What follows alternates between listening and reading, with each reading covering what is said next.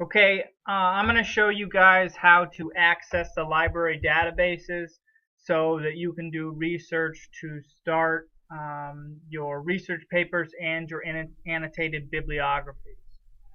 When you go to the main SUBR page, you'll go under the Students tab and you'll click Library.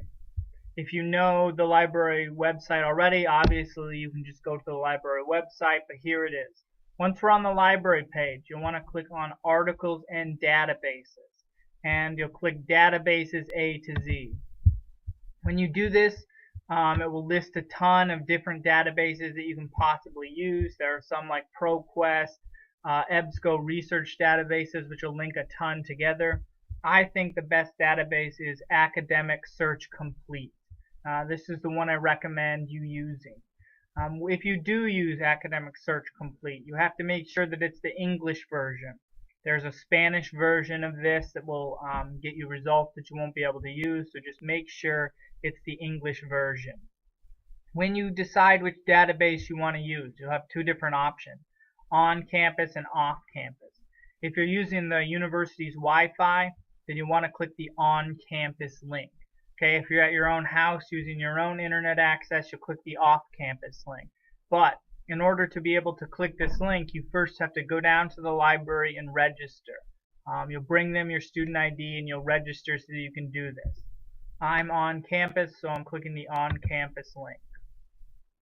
Once I do that, it'll bring me to the site. It works just like any sort of search engine like Google. I'm going to want to go to Advanced Search. When I go to Advanced Search, one very important thing is that we want to click the Full Text tab. Okay, if we don't click this Full Text tab, then it'll give us results for articles that we won't be able to read the entire thing. So as long as we click this, we know that we'll be able to access the whole article and not just part of it. Okay, it works like any search engine.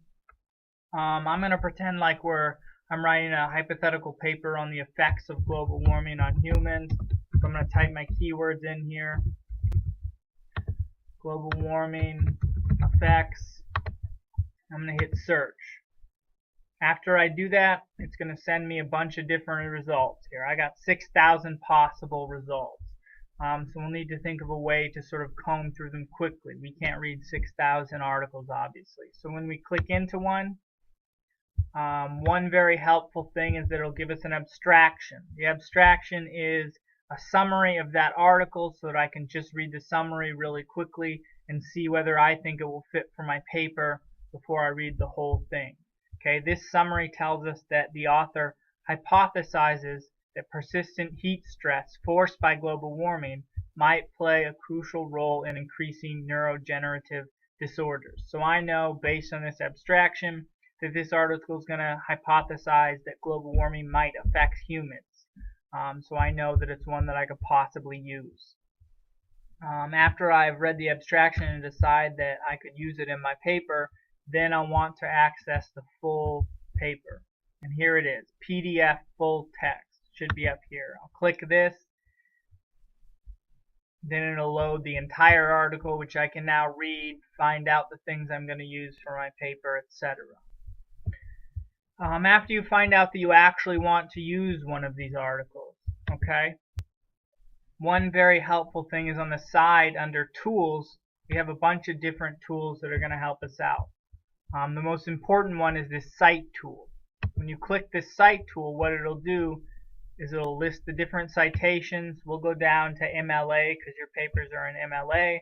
And here it is, just like it would be on our Works Cited page, so we can just copy this thing, copy and paste it right into our Works Cited page so we don't have to look up how to cite it.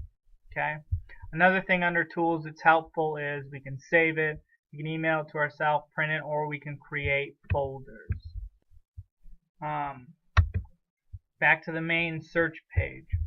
When we're in the advanced search, another thing that'll help you out is you can limit the type of sources that you get based on what type of publication it is. So you guys have to have different types of publications in your annotated bibliographies. And so if you get down to the end and you don't have your newspaper source yet, you can click on the newspaper link and it will only give you results that come from newspapers. So you can find that type of source quickly. Also, it'll have publication dates. We can limit it by the years that the articles were published. This is important because, depending on your topic, you're probably not going to want something published from the 1900s. So we can just get those out of there so that we only get the most accurate and up-to-date publications. So just once again, under the university's main page, you can go to the Students tab. You can click Library. We'll go to Articles and Databases, Databases A to Z. There's a bunch of different ones, and you can look at them, but I recommend Academic Search Complete. If you're on campus, the on-campus link. If you're off campus, the off-campus link. Then we'll go here. We'll want to go to the Advanced Search.